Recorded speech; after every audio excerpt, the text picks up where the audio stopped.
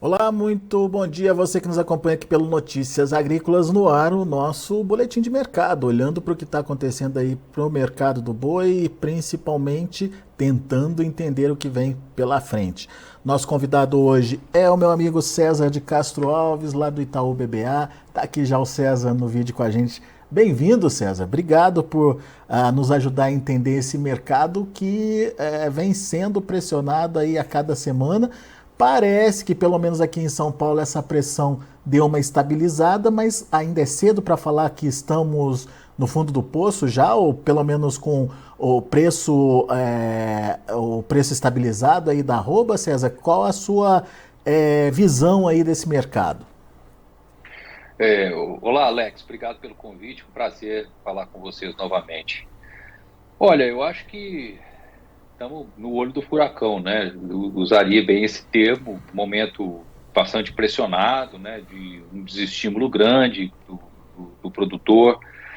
Acho que não dá para dizer que já passamos do fundo do poço, porque a oferta está muito elevada. Isso tem a ver, né, com o frio chegando, as pastagens piorando e o produtor sendo naturalmente pressionado a ter que descartar, vender, principalmente fêmeas, né?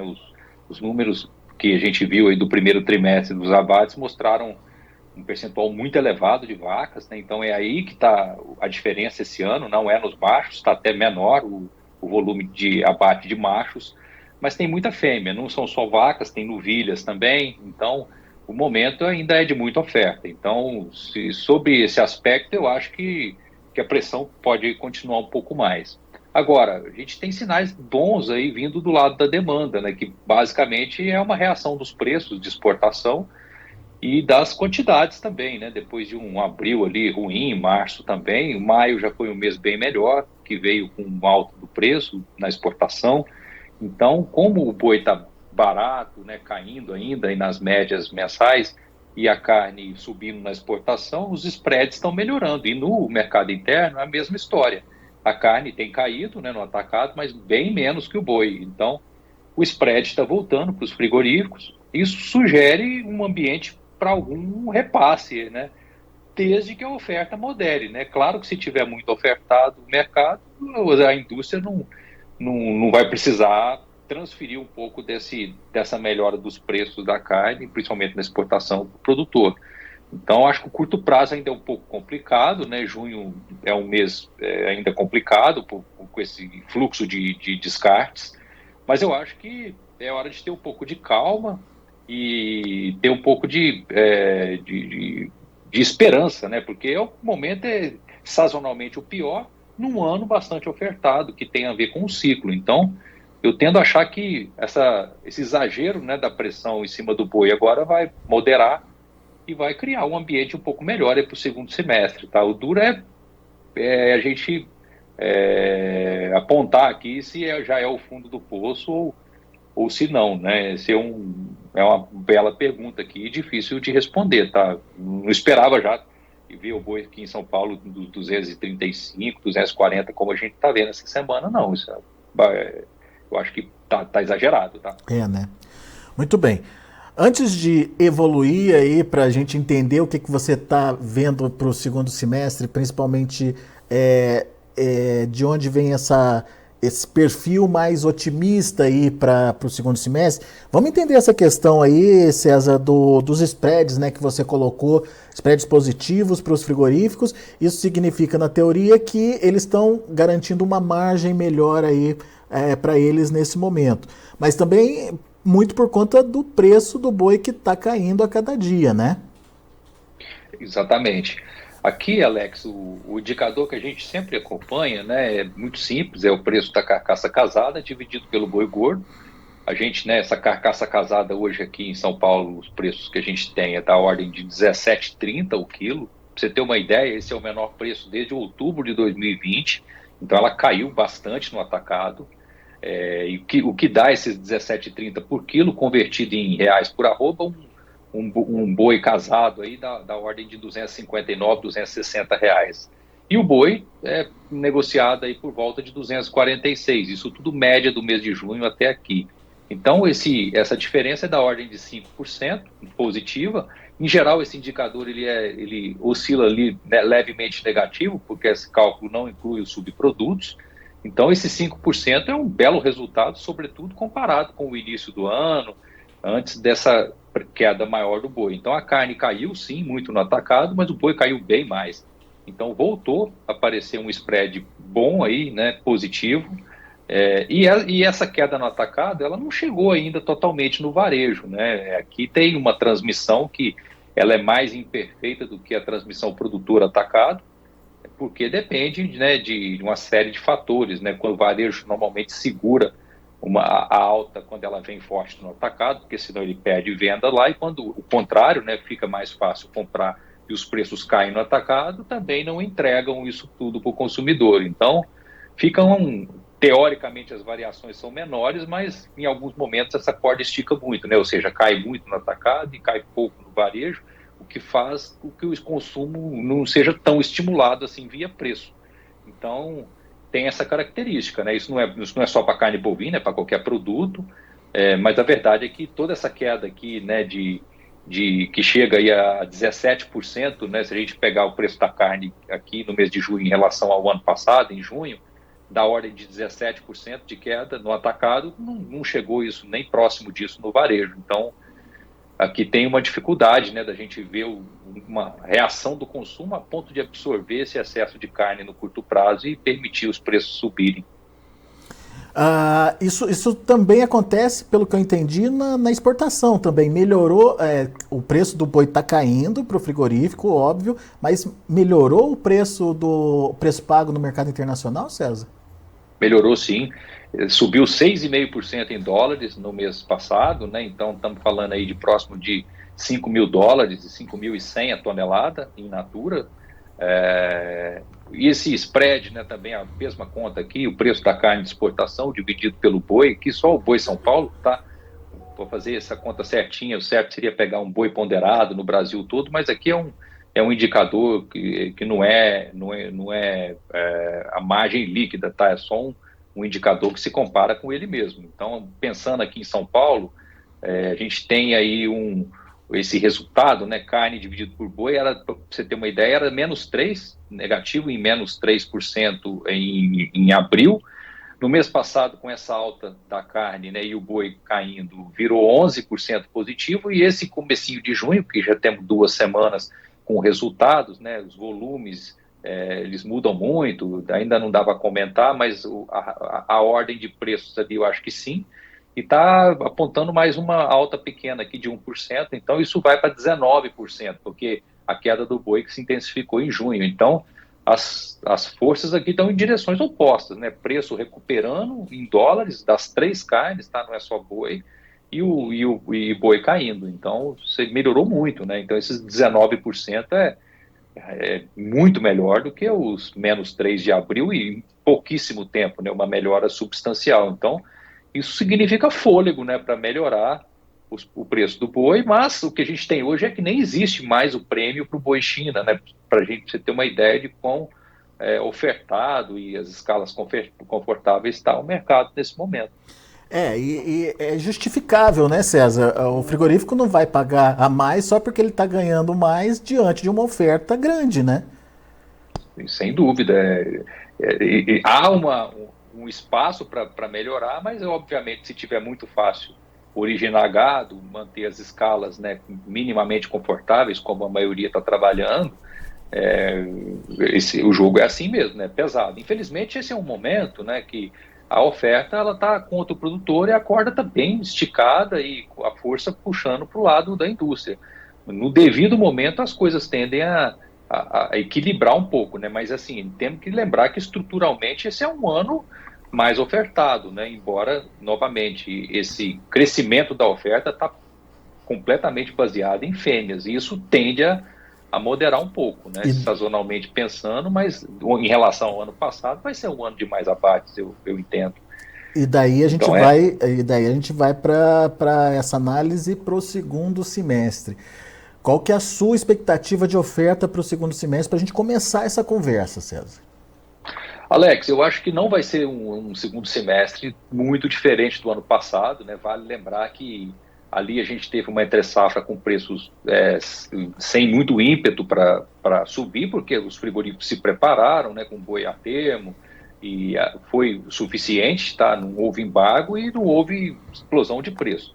Teoricamente, esse ano é mais um ano para ter essa característica. Agora, eu acho que sazonalmente pode ser que tenha espaço para alguma reação ali por conta desse desestímulo que está pelo menos aí desde o mês de março, abril, com as margens de confinamento, né, projetadas. Primeiro, que o boi ainda estava com bons preços, mas o milho estava caro. Agora o milho caiu, mas o boi caiu muito mais. Então, continuou os resultados, né, que a gente tem visto aqui, os cálculos dando o resultado do confinamento só em São Paulo, onde não tem o diferencial de base, que é o que está sangrando, né, os outros estados. Tem lugar aí que o boi já está abaixo de R$ 200, então aí fica realmente difícil, de R$ 50 abaixo de bases, não tem conta que fecha, mesmo com milho de R$ 30, tá?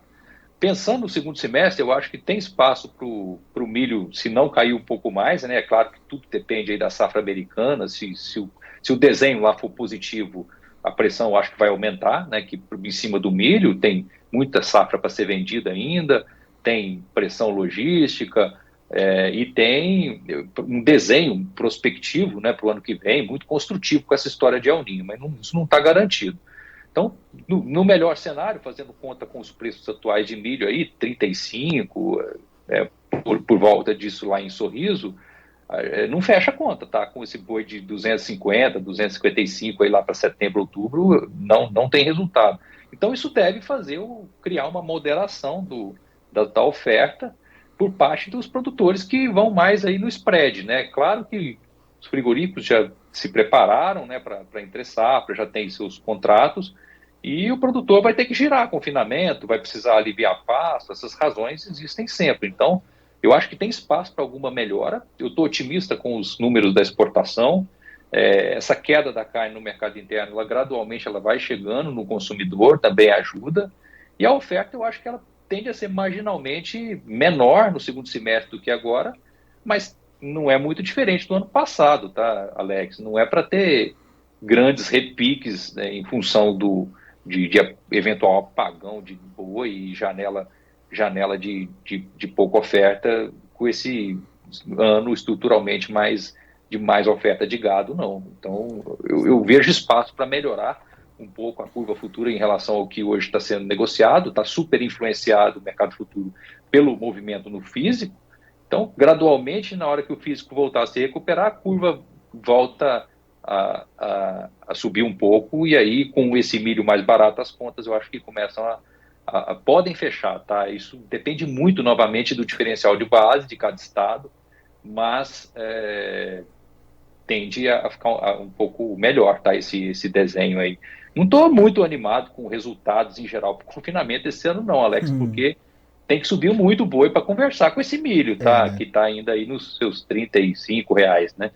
Tem que andar uns R$ 20 aí por arroba para ficar interessante para o produtor, sem considerar, né, prêmios, bonificações, né? Tem estados que o produtor, né, pela escala, pelo tamanho das entregas, consegue preço bem próximo de São Paulo. Então, esses casos vão bem, mas a grande maioria, né, os preços de balcão aí tá apertado.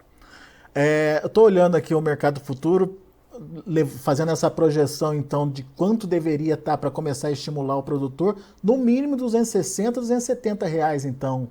Hoje a gente está falando de um mercado futuro abaixo dos 250. É isso aí. Novembro, 256, né? Outubro, 248, que eu tenho aqui, peguei um pouquinho mais cedo. Tem que subir um pouco, Alex. Tá bem apertada a conta. Tá? Pois é. Vamos ver se esse mercado vai reagir. Hoje, por exemplo, está caindo, né? Caindo forte lá na B3. Sim, eu acho que aí é a influência do tombo ontem do CPEA, né? Como ele oscila muito ali também, ele acaba dando um norte aí, passando um norte no dia seguinte para os futuros. Mas eu acho que é hora de ter um pouco de calma aí. Estamos no olho do furacão e as coisas tendem a clarear, tá, Alex? Se a gente não tivesse vendo esses sinais da exportação, se tivesse ainda alguma sequela do embargo, mas não, acho que limpou o problema e agora é olhar para frente e eu acho que dá para ser mais construtivo aqui com o preço, com a exportação, o preço subindo principalmente. E tem aquela demanda tradicional a mais da China no final do ano para recompor estoques lá naquele país, né, César? Vamos ver como é que vem, se vem, né? Como é que vai ser esse ano, né? Exato, não faria sentido, né, sob a ótica da China, pressionar muito mais o mercado, porque senão começa a ficar também difícil encontrar o animal, né? Não dá para sacrificar tanto o produtor assim e esperar que o fluxo continue, né? Até ação e reação. Então, por isso que eu também estou um pouco mais otimista aqui, porque depois de muitos meses com esses resultados apertados, é razoável que o produtor tire um pouco o pé, né? E aí a oferta modere, tá? É o que eu tenho na cabeça. E você está animado com demanda interna, César, para o segundo semestre? Olha, Alex, eu tenho dúvida se o varejo vai transmitir essa queda que está ocorrendo, já ocorreu, né, forte no atacado. Se chegar, eu acho que sim, tá? Vale dizer que mesmo com essa queda não chegando ainda no atacado, né, pensando só no primeiro trimestre, o consumo aparente já reagiu ali, porque dado o aumento de produção, né, a gente foi no primeiro trimestre, o abate foi relativamente bom, né, se não me engano, acho que 5% maior, e a exportação foi menor, então sobrou carne no mercado interno. Então o consumo está voltando a subir porque a disponibilidade aumentou. Então, se chegar essa queda no varejo, eu acho que é um elemento a mais. Se tiver uma ajudinha do preço, né?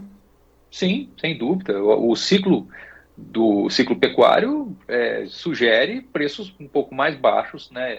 Esse ano, apesar das perspectivas econômicas não serem nada muito animadoras, né? Um PIB aí de 1 e pouco, alguma coisa, 1,5% não é muito animador, mas tem esse momento da desinflação geral aí, né? Dos alimentos e principalmente do boi por conta do seu ciclo. Volta do poder de compra, né? Enfim, vamos ver se se concretiza, né, César? Vamos esperar para ver. Meu amigo, muito obrigado mais uma vez pela sua participação, sempre bom te ouvir, sempre bom ter você aqui com a gente, volte sempre. Obrigado, Alex. Até a próxima. Um abração. Valeu, abraço para você. Tá aí, César de Castro Alves, Itaú BBA, aqui com a gente, trazendo as informações do mercado do boi. O César não é muito otimista para uma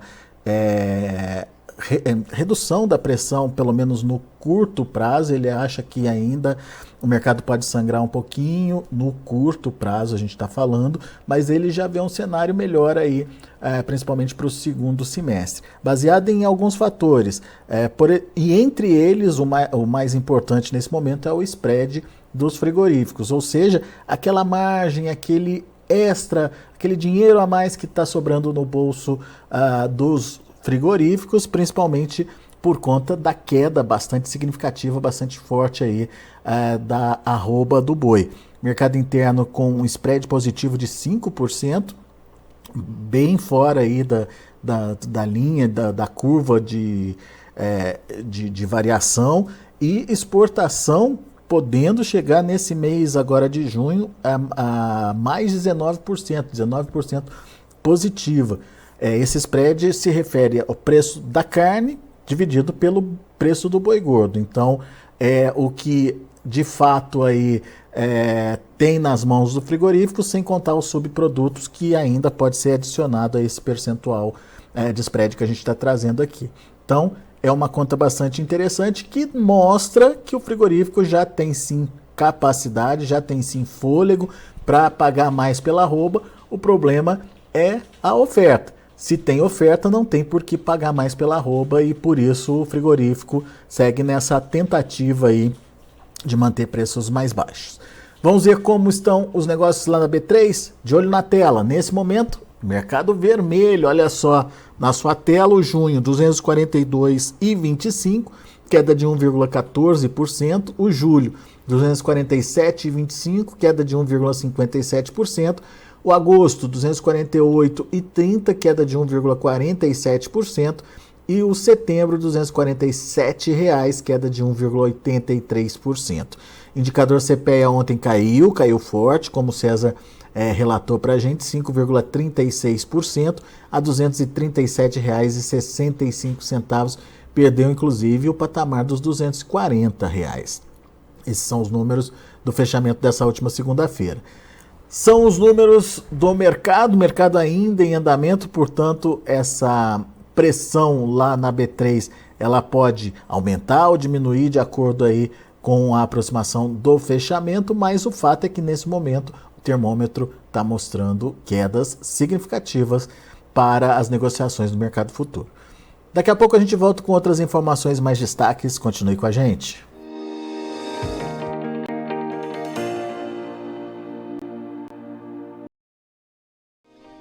Se inscreva em nossas mídias sociais. No Facebook, Notícias Agrícolas. No Instagram, @Notícias Agrícolas. E em nosso Twitter, @Norteagri.